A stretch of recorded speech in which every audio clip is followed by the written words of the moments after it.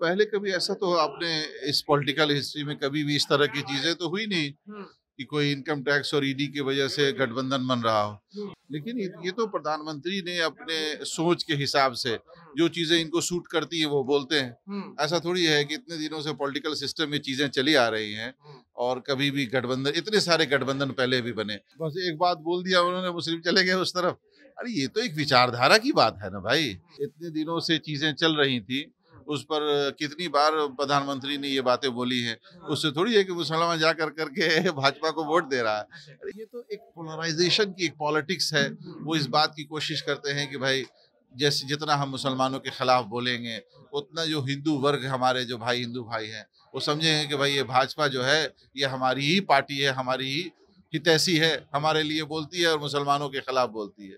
तो ये तो एक पोलराइजेशन की पॉलिटिक्स है। जनता को आप जो काम भी जो भी चीजें हो रही हैं उसको जनता के बीच में जाके आपको समझाना पड़ेगा। यही कोशिश राहुल जी ने की कि कन्याकुमारी से कश्मीर तक की जो यात्रा की, और बिहार में भी हमारे अध्यक्ष महोदय ने जो यात्रा निकाली है, इसकी यही कोशिश है कि हम जनता के बीच में जाएं और उनको बात बताएं कि देखो भाई असल बात क्या है। प्रधानमंत्री नरेंद्र मोदी अपनी पार्टी कार्यकर्ताओं और नेताओं को ये सलाह देते हैं कि कोई भी मुसलमान के खिलाफ नहीं बोलेगा, मुसलमान के खिलाफ कोई भी टिप्पणी नहीं करेगा। और उनका एक और भी कहना था, सदन में कहे हैं कि ये जो महागठबंधन के लोग बन रहे हैं, महागठबंधन बन रहा है, कई विपक्षी पार्टियां एकजुट हो रहे हैं, वो सिर्फ इनकम टैक्स और सीबीआई के डर से सिर्फ बन रहा है। हमारे साथ में कुछ चचा है, क्या नाम हुआ सर? कैसर खान। कैसर। प्रधानमंत्री ने कहा है कि ये जो महागठबंधन आप लोग बना रहे हैं, 25 तारीख को रैली करने जा रहे हैं, ये सिर्फ इनकम टैक्स और सीबीआई के डर की वजह से कर रहे हैं क्या? पहले कभी ऐसा तो आपने इस पॉलिटिकल हिस्ट्री में कभी भी इस तरह की चीजें तो हुई नहीं कि कोई इनकम टैक्स और ईडी की वजह से गठबंधन बन रहा हो। हमेशा एक पॉलिटिकल इसको देखते हुए ये चीजें बनती हैं, कभी बनती हैं कभी बिगड़ती हैं। लेकिन ये तो प्रधानमंत्री ने अपने सोच के हिसाब से जो चीजें इनको सूट करती है वो बोलते हैं। ऐसा थोड़ी है कि इतने दिनों से पॉलिटिकल सिस्टम में चीजें चली आ रही हैं और कभी भी गठबंधन, इतने सारे गठबंधन पहले भी बने।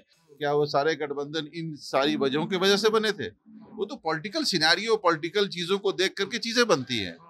ये तो अब उनकी सोच है, उस पर क्या कहा जाता है, वो कुछ भी बोल सकते हैं। आप कांग्रेस से हैं, कांग्रेस का कहा जाता है कि सभी लोग को साथ लेकर चलने वाली बात है, और भाजपा के एक छवि बना हुआ है कि वो मुस्लिम विरोधी है। अब तो प्रधानमंत्री ने भी कह दिया है कि कोई भी पार्टी के नेता और कार्यकर्ता मुस्लिम के खिलाफ बयान नहीं देगा, उलझुल बयान नहीं देगा। तब तो कांग्रेस के लिए तो अब ये खतरे की घंटी है। क्या खतरे की घंटी है? अब मुस्लिम तो सारा चले जाएंगे भाजपा के साथ। बस एक बात बोल दिया उन्होंने, मुस्लिम चले गए उस तरफ। अरे ये तो एक विचारधारा की बात है ना भाई। भाई सारा आदमी, सब, हर लोग जानता है कि भाई कांग्रेस की विचारधारा क्या है और भाजपा की विचारधारा क्या है। इतने दिनों से चीजें चल रही थी, उस पर कितनी बार प्रधानमंत्री ने ये बातें बोली हैं। उससे थोड़ी है कि मुसलमान जा करके भाजपा को वोट दे रहा है। अरे ये तो एक विचारधारा है ना।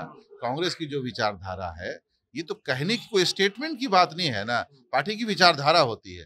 कांग्रेस की विचारधारा ये है कि हम सबको लेके चलना, और ये कोई नई बात तो है नहीं। और भाजपा की जो विचारधारा है, क्या वो जनता नहीं जानती? क्या मुसलमान के हर आदमी, हर जनता इस बात को जानता है। खास करके मुस्लिमों के प्रति लगातार उनके नेताओं के द्वारा आपत्तिजनक बयान आते रहते हैं। ये तो एक पोलराइजेशन की एक पॉलिटिक्स है। वो इस बात की कोशिश करते हैं कि भाई जैसे जितना हम मुसलमानों के खिलाफ बोलेंगे उतना जो हिंदू वर्ग, हमारे जो भाई हिंदू भाई हैं, वो समझेंगे कि भाई ये भाजपा जो है ये हमारी ही पार्टी है, हमारी ही हितैषी है, हमारे लिए बोलती है और मुसलमानों के खिलाफ बोलती है। तो ये तो एक पोलराइजेशन की पॉलिटिक्स है। जनता भी इस बात को समझती है। ये बात तो अब छुपी हुई है नहीं जनता के सामने।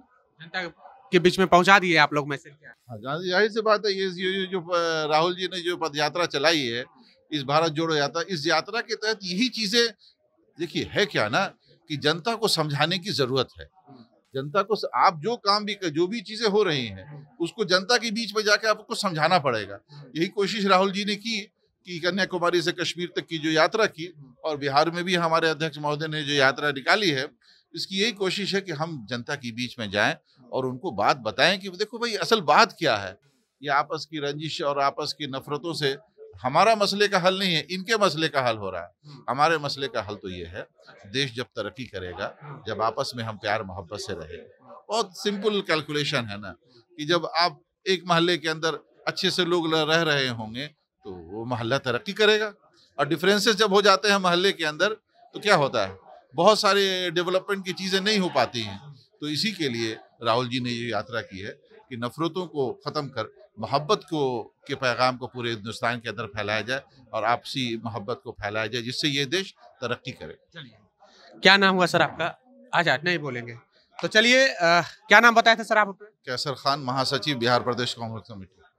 तो क्या लगता है आपको कि राहुल गांधी जो पद यात्रा शुरू करिए हैं वो मोहब्बत की रास्ते पे ले जा रहे हैं, भारत जोड़ो यात्रा, उनका सफल होगा कि नहीं? 2024 में होने वाले चुनाव में भाजपा पूरे देश से सत्ता से हटती है कि नहीं? इस पर आप क्या सोचते हैं? आप अपनी प्रतिक्रिया कमेंट बॉक्स में जरूर दें। बहुत बहुत धन्यवाद।